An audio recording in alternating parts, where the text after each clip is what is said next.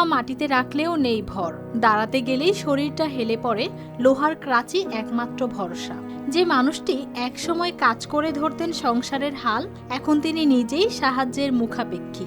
2025 সালে সড়ক দুর্ঘটনায় গুরুতর আহত হন ইর্তিজা হাওলাদার। প্রথমে স্থানীয়ভাবে চিকিৎসা দেওয়া হলেও অবস্থার অবনতি হলে তাকে ঢাকায় জাতীয় অর্থোপেডিক হাসপাতাল ও পুনর্বাসন প্রতিষ্ঠানে ভর্তি করা হয়।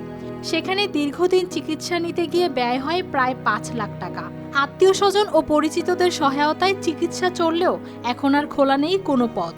সব ওই গাড়িতে দলার ঠেলায় আমার গোস্ত মস্ত হাড্ডি মেরে সব বাইট করে লাগে গাড়িতে অ্যাক্সিডেন্টে।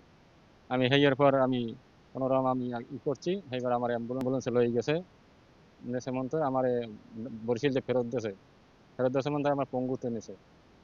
এর পর এই অনেক কিছুই আমার টাকা পয়সা আর কি সব দেনা পাওনা আমার সব বিশ্ববাচার শেষ হয়ে গেছে, আমি নিঃস্ব হয়ে গেছি। দুর্ঘটনার পর থেকে তার বাম পা সম্পূর্ণ অচল। স্বাভাবিকভাবে চলাফেরা কিংবা কাজ করার সক্ষমতা হারিয়েছেন তিনি। অর্থের অভাবে প্রয়োজনীয় চিকিৎসা বন্ধ হয়ে গেছে অনেক আগেই।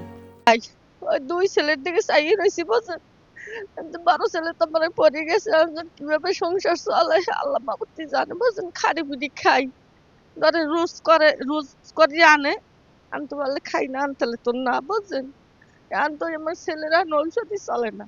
ইর্তিজা হাওলাদারের বাড়ি বরগুনার পাথরঘাটা উপজেলার চরকখোলা গ্রামে। একসময় পরিবারের একমাত্র উপার্জনক্ষম ব্যক্তি ছিলেন তিনি। তার এই অবস্থায় চরম সংকটে পড়েছে পরিবারটি। 13 বছর বয়সী ছোট ছেলে রিফাত মানুষের সঙ্গে কাজ করে চেষ্টা করছে কোনো মতে সংসার চালানোর। বড় ছেলে বাক ও শারীরিক প্রতিবন্ধী, নিজে চলাফেরা কিংবা পারে না কথা বলতে। গাড়িতে অ্যাক্সিডেন্ট করছে, 13 দিন আজকে 8 মাস ধরে বিষ নেয়, খাওয়া লওয়া কিছু চলে না, ওষুধপাতি মানুষের একটু ঋণ করে দিয়েছে, খেতে ওষুধ টষুধ খাইছে। এখন তো কোনো বাজার গাড়ি চলে না। ওই একটা ছেলে আছে 17 বছর বয়স, সেই ছেলে বাজার ঘাট করে একটু খাওয়ায়, 2 দিন কাজ করলে 1 দিন বসে থাকে। তেমন ওই কাজও পায় না, করতেও পারে না, তো ওই বিষ নিয়ে থাকে, বুঝছেন। কিন্তু এই ঋণ ফিন ওই মানুষ একটু দেশে তো সাহায্য করছে, সেই যে আর কি ঘরটা তুলছে, অনেক কষ্ট করি চলে ফেরে আর কি। চরকখোলার এই পরিবারটি এখন পুরোপুরি অসহায়। তার ছোট ছেলে হে দিন মজুরি কাজ করে গাড়ি বুড়িতে, হ্যাঁ আর কত টাকা পায়, সে চললে ফিরে আসতে পারে না।